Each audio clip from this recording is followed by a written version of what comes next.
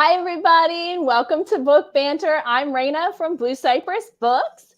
This evening, we will be talking with Samantha Downing about her new book, A Twisted Love Story. This is her fourth thriller.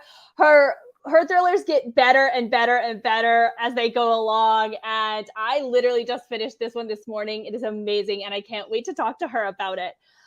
During the event, if you have any questions at any point, just type them in the comments, and Samantha and I will answer them in real time during the event. So without further ado, I'm going to welcome Samantha to Book Banter. Hi. Hi, thank you for having me. It's so nice to talk to you. Yes, it's so nice to talk to you too. You were in New Orleans for years and years and years, and you just recently moved back to California. So I'm excited to be able to talk to you. Yes, I'm excited too. We were talking about the weather just before we went live, and I am actually I'm in my house, and I am a little sticky. Like it's so hot here. I envy your weather that you were telling me about. Yes, I'm in Northern California, and it's not sticky. There's there's not the humidity. I don't miss the summer, so. We'll have to figure out some sort of arrangement for the future where I come visit you for the summer for like a few days and just be like, just let me stand here. This is all I need to be in this weather. Yeah, you can definitely be outside here and not be sweating and not be sticky or anything.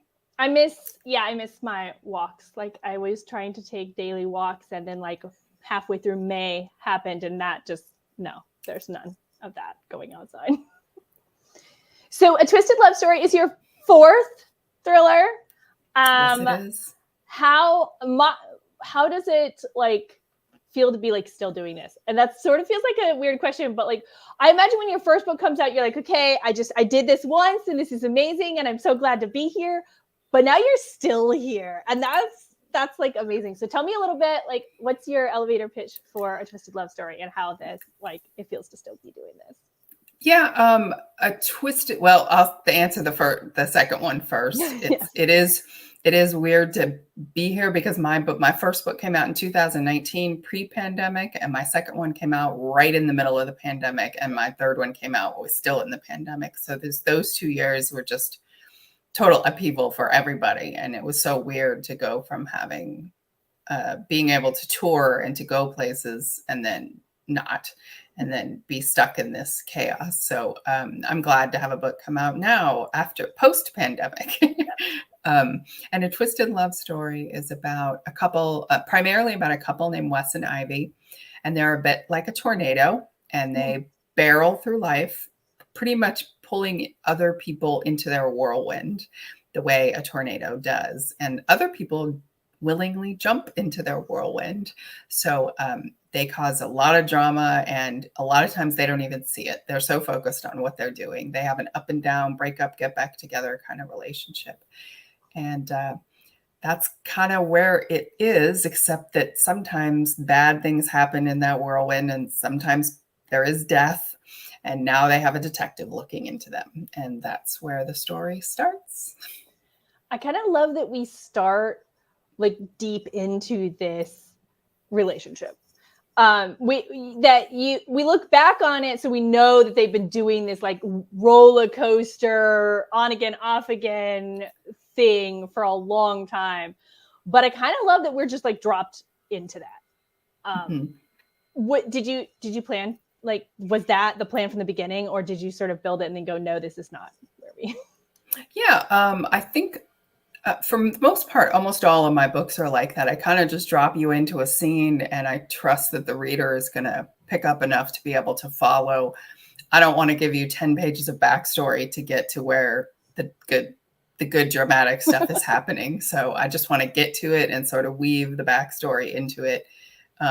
As long as I give you enough context, you can at least follow along what's happening in the first scene.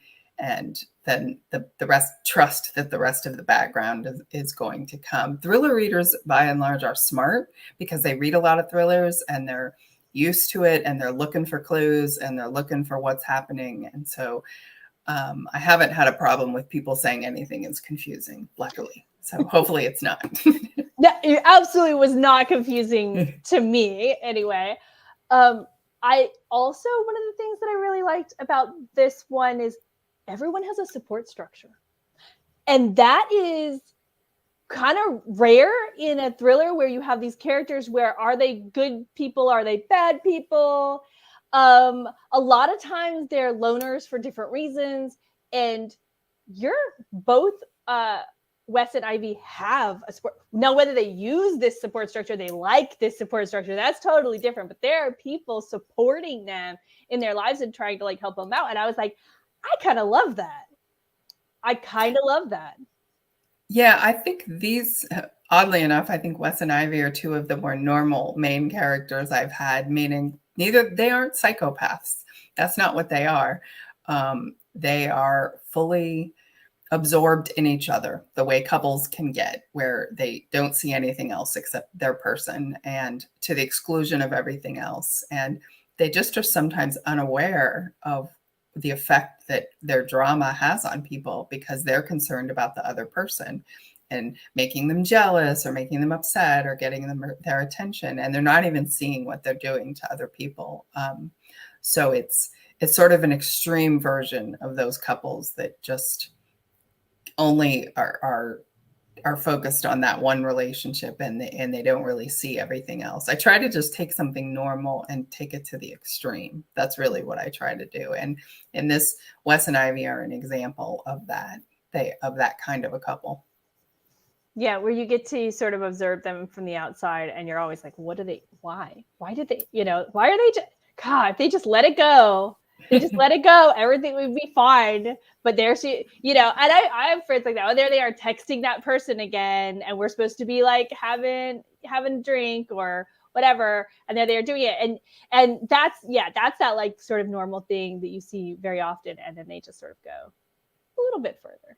Yeah. And they've been doing it for 10 years, so they know exactly how to push each other's buttons. Yes. And how to get to under each other's skins. And it doesn't take much to do it because they know each other so well. And I really like both felt for them, but also we're talking about that support structure, like both of the people that they're going to and talking to and are trying to help them. I'm also sympathizing with them because for a decade, you've been watching this person do these things and you're just like, man, come on. I want to help you, but like, what are we doing? And they don't really want help though. Neither Wes and Ivy is trying. The Wes and Ivy aren't trying to get out of this relationship at all. And they actually are happy with the way things are. It's everybody else that's not happy with it. Right. which that's another thing I wanted to weave into the book is other people influencing relationships and other people having opinions and telling you what you should do and what you shouldn't do. You think a relationship is between two people, but it's not real. That's not reality. Everybody else has something to say about it, and everybody else wants to tell you what to do and what's best for you. Mm-hmm. And they become involved in it. And what I really wanted, what the goal was when I wrote this, was to make their relationship an actual character in the book.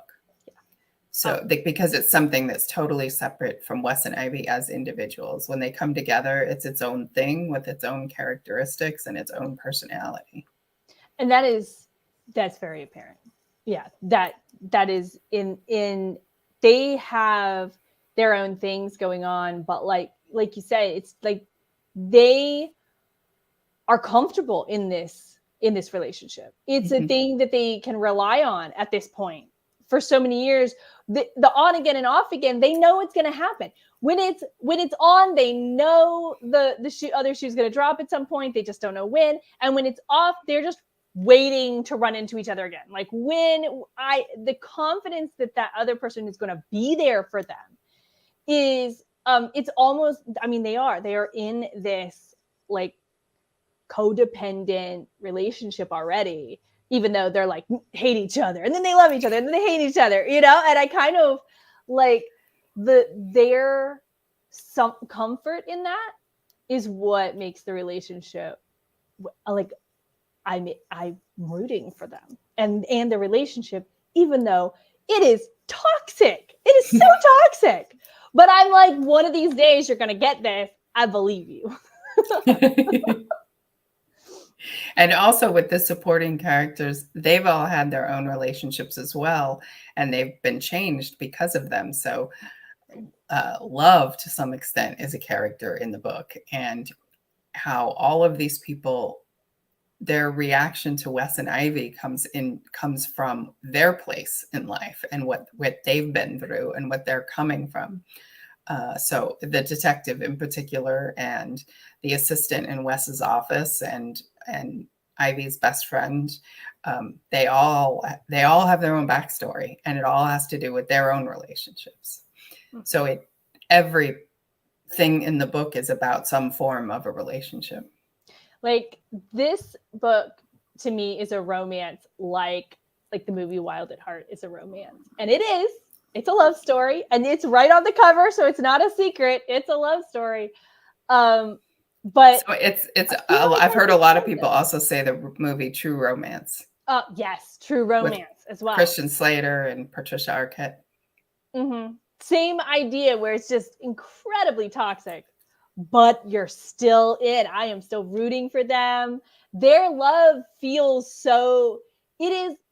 People say, pure love, but they love each other. They do truly love each other. And when the chips are down, they pull it off. Like, they come together. So, I'm a fan. Did you intend for it to be, I can call like a love story in that way, or what was the spark that set this up? Maybe that's the good question. What gave? Yeah, I think it was just the idea of a thriller revolving around a relationship. And because in the type of thrillers I write, in domestic thrillers or relationship thrillers or whatever you want to call them, everything at some level comes down to betrayal, because they're the people closest to you. So their betrayals are going to hurt the most, and they're going to mean the most, and they're going to wreck you the most.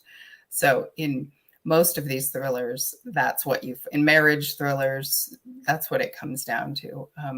In this one, I wanted to see if I could just intertwine the two and take a relationship that was actually a thriller, and somehow blend the two. And I think that I never know who people are going to root for and who they're not going to root for. So sometimes I'm surprised by characters that people like or seem to like, and characters that people seem to hate. And Wes and Ivy are a very love-hate situation. That people have strong feelings, hate or love. So it depends on what side of the fence you fall on, depends on, I don't know what, your own reading experience, which is the great thing about being a reader, is readers get different things from books. So everybody can read the same book a different way. And so I never know what I'm going to hear. I've heard both, that people love them and people hate them. So hopefully you love to hate them. Yes. And then that makes it more fun. Exactly. I find sometimes in mysteries and thrillers especially, you do have some of those characters, because sometimes a lot of the good guys do bad things, and the bad guys sometimes help people out that you're not expecting, and then it blurs those lines, which I kind of love. If I read a book from beginning to end, it's fun, it's happy, and it's great, and I love at the beginning who I loved at the end, and that's great. But it doesn't, for me, a lot of times that's the twist in stories, is like when I start out loving some character and I'm like, wait a minute, maybe I don't. Like at the end, I'm like, oh, they're kind of like not like appealing to me at all anymore. And that sometimes is the twist. And that's like an emotional twist that I was going to say, like, I feel dirty about it, but I was like, oh, how did I like this person for so long, or this character? And now I'm like, they're not cool. Right. For me, I stuck with your characters from the beginning on this one, and I definitely see how there's points where some people could be like, no, not anymore. I don't like them anymore. They're not doing that. Yeah, in this one, there's a lot of people that like the detective better than Wes and Ivy. So there's no clear villain and hero. and which is usually how my books are. You can root for whoever you want to root for. I'm not trying to make you root for anybody. I'm just trying to tell a story. Right. Well, it's art in the same way that like an abstract painting can be, where everybody sees something a little bit different and nothing is wrong. And there's so many characters in here where, you can love them or you can hate them, and everybody's different because you've created this piece of art and you've put it out to the world, and now everybody gets to look at it and decide what it is, what it means, what it, for them. Yeah. And I think for books, at least, I don't know about maybe all kinds of art, once it's out in the world, it's not yours anymore. Yeah. So your ownership of it is gone, and it belongs to everybody who reads it and sees it and or throws it across the room or whatever it is they do with it. So it's and you have to just go on to the next one and do your thing. Yeah,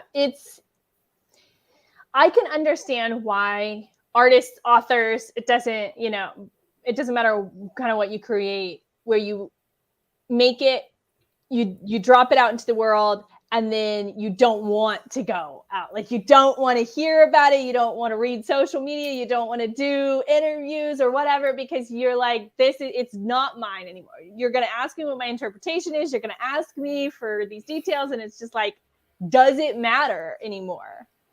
What do you think about that? Does it even matter what you think? No offense. Right. Exactly. Exactly. And sometimes I think for readers, for some readers who tune into interviews or read interviews or whatever, it enhances their reading experience to know some behind the scenes thoughts of it. Others don't care, and they just want to read the book, and they don't even care who the author is. They just want to read the book for the enjoyment of reading the book. And then they go, put it down and read another book. So, and that's certainly the way I was growing up. I mean, I'm old, so we didn't have the internet, and I couldn't have like looked up all the personal things about the author or what they were saying or anything. I just read the books, and if I liked them, I liked them. If I didn't, I didn't. And that was the end of it. Well, and I don't know if there just weren't as many author events when I was growing up, or where I lived, I'm from Fort Myers, Florida, and it was much smaller than it is now. So did they just not come anywhere close to where I was, so I could never go? Because I've been reading books since I was like 12. I've been nose in a book. But I just don't remember that even being an option to go really see many authors. Right. I don't either. We had some come to our college when I was in college, but not, I don't remember as a kid, and I don't remember seeking them out either. So it was always just about the book. Yeah. Like, it wasn't even an option to go look to see if they were coming to town. Yeah, it wasn't a thing. Exactly. So yeah, I don't know if working in a bookstore is hard, like to judge the regular population, because most people that come into the bookstore are aware of author events, right? But if you just go cross section of the population, some random place, I'm not even sure if they would know that authors do very many events. Exactly. And authors don't become household names, with the very exception of a very few, like Stephen King or J.K. Rowling. A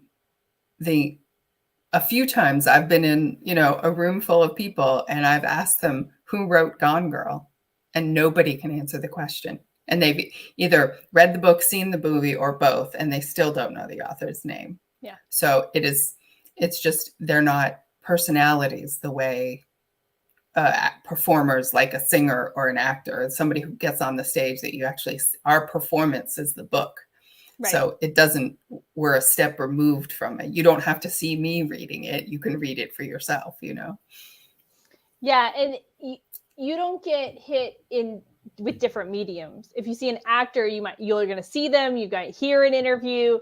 You might read their name across the screen. Now you've done this 2 or 3 different ways that information has come at you. But for an author, a lot of times it's literally, it's just the book, and just like your name on the front, your bio on the back, and that's it. If they, and it's not coming at them different ways, it doesn't stick.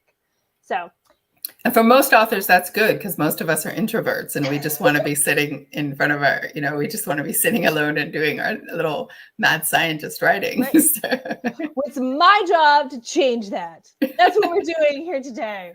Visual. Yeah, but social media, I mean, it's opened it up a lot. And even with the pandemic and everybody knowing how to use Zoom and everything, and it means that having an event like this can be watched by people all over the country and not just do it as opposed to doing an in-person event where it's just the people that walk into the store.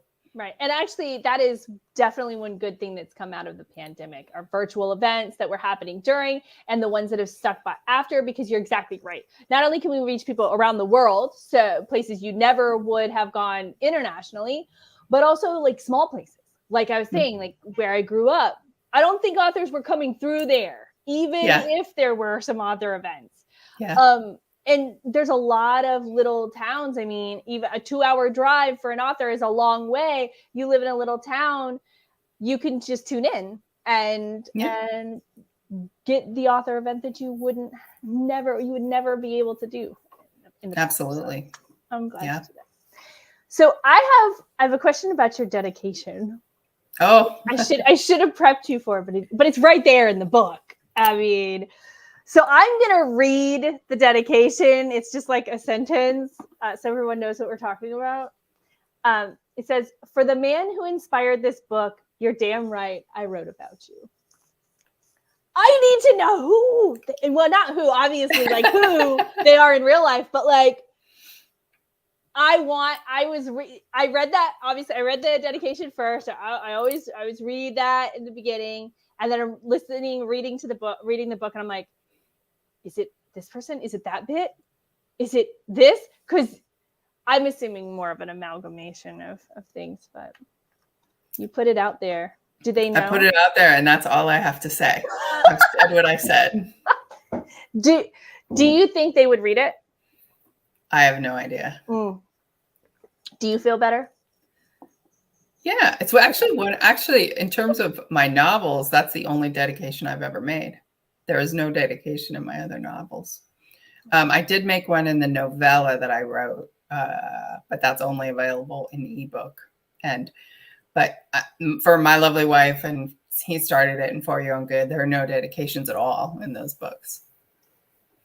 All right. So that's it. No, I got nothing else to say. Whatever you did, sir. It's pretty important. So what you mentioned earlier, like you put your work out into the world and then you just move on to the next thing. So like, what you doing? Working on the next thriller. And, it's going a little slow, so we'll see how it goes. But I don't know. I jump around. I'm a pantser. I don't plot. I don't outline. I jump around a lot. I throw a lot of stuff out. It's like the least efficient way to write is to be a pantser. So because things can go very wrong very quickly, and then you got to get rid of it, and then it's bad and it's not going anywhere, especially with the thriller. So I go through so many more ideas than actually turn out to be a book that gets published. It's really, really not an efficient way to write, but I can't plot. Plotting is really bad for me because I tend to, like, if I write a plot, like in my brain, it becomes my step-by-step guide. Right. And then all creativity is gone. Like I just follow it, just boom, boom, boom. And I write it it almost makes the book predictable because I'm writing exactly to it. I know every twist. I know every turn. I've got the map in front of me, and I just telegraph it all almost, as opposed to it coming naturally and intuitively when I'm not using an outline and I have no idea where the story is going to go next, which means it can go anywhere, and it even surprises me. So then it means it's going to surprise the reader, hopefully. So the outline sometimes feels more like an assignment. Yeah. It almost switches something off in my brain. It almost makes me go into logic mode as opposed to creative mode, Whereas when I'm in the place where I can do whatever I want, like all the creativity comes out. But as soon as I have that, excuse me, roadmap, it's over. I find sometimes when I want to write, but I don't have I need motivation, I will try to, I'm going to just writing an outline. I'll just write down some ideas and stuff like that. But then I'll become bogged down in the process of the process.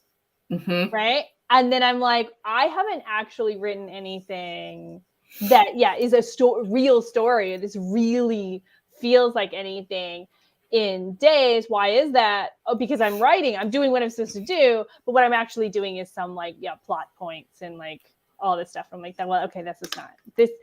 I've never gotten through to write a novel, but I've written quite a few short stories, and that is I find that to be true. So I believed myself, and in most of my life, I think I'm plotting, I'm scheduling, I'm planning, and all of that. But I think maybe, and I'm sort of just starting to come to this, that when I'm trying to do something creative, I'm not at all. Maybe I should just give that up because I feel like I get bogged down in that process. So. I totally relate to that. I'm an extremely organized person. I am organized in my life. I am on time every time. I am scheduled. I don't miss things, all of that. Writing is the one place I don't have to be organized. And I won't introduce any form of organization to it. I know there are programs and there's Scrivener and there's all that stuff. The more organized I get with it, the more I'm going to get into the organizational system, and it's going to become about the system and not about the writing. Writing is my free for all. So that's the place I don't have to be organized, because I have to be organized about everything else. Yeah. Well, you clearly already know that, and that's great. And you found that out some time ago, which is why you have 4 amazing novels. But yeah, that's just coming to me. I think we all have to learn it. I didn't know it either. So well, it's the opposite of what they try and teach you. If you have any formal training in writing, it's the opposite of what most people are trying to teach you. They're trying to teach you all these systems and how to outline and how to plot and how to do all of these things. And you've got to write all these character, you have to know what everyone's character, the sign is, and their eye color and all this stuff. And some of that is very useful, and you absolutely know that. But if you spend days and days and days building all of these backstories for every single character before you put a sentence on the page, I'm okay. I've done the same thing that you're talking about. I get lost in this, all these bits. The plotters I've talked to, in fact, I talked to one of them at Blue Cypress, Ashley Winstead, when Ashley Winstead was there, and she's an extreme plotter. I mean, she makes a 40-page outline for her books. That's where her creativity comes out. All of her creativity comes out as she's writing her outline, not when she's doing the first draft. Right. So it's just a different placement of where the creativity is. And plotting is a far more efficient way to write. I mean, she has 2 books come out a year, so she's clearly very good at what she's doing. I wish I was that. I wish I didn't waste so much time on ideas that don't go anywhere or books that don't work and but I can't make myself into a plotter, and yet maybe it's still to come. I think for me, I mean, I wrote for many years before I was published, and I think it would just be hard to switch now. If I was much younger and I hadn't had all those years of doing it one way behind me, maybe it would be easier to switch to another way, but I just can't make my brain do it. Well, no, and I think too, you would probably be amazing if you wanted to do this at making sure this plot point happens on page 52 and this plot point happens on a very formulaic thing, because you have, like you said, if you made if you use the outline and you built the system, then it takes that sort of creativity away, but you're a really good writer. So you're okay, page 52, page 103, page whatever, you can hit those plot points. You can churn them out if you want, but they wouldn't be the caliber. You wouldn't have those twists, and you wouldn't have those turns, and you wouldn't have those deep, rich relationships. They would just be beachy page turnery. Okay, I'm done. So if you ever need to just churn them out, there you go. That's what you do. The quality of writing is amazing. So you just like pick your plot points and do your thing, and then you can have a whole series of like oh gosh, I can't remember what it was. We were looking at the series the other day, but it was like, the a detective novel set in Chicago, detective in New York, detective in this little town, detective in that little town. You would be great. In case you need a fall back. I'll have to try it again. I haven't tried to plot a book in a long time. I haven't had the time, but maybe when I have a chance, I will sit down and write a plot and see how it goes. Can't hurt. When you moved recently, so have you gotten back into your like writing routine and everything since you've gotten? Yeah, I still write every morning. That's always been the time when I write, early in the morning. It's actually earlier here now because I'm 2 hours behind New Orleans time, so I get up even earlier. And but I've never been a night writer, and in the afternoon I can do some editing and some reviewing and things, but really the fresh stuff comes out in the morning when my head is fresh from sleep and not bogged down with the day's events. So that hasn't changed. And I just, there's always a deadline. So got to do it. There's always that thing looming. Yeah.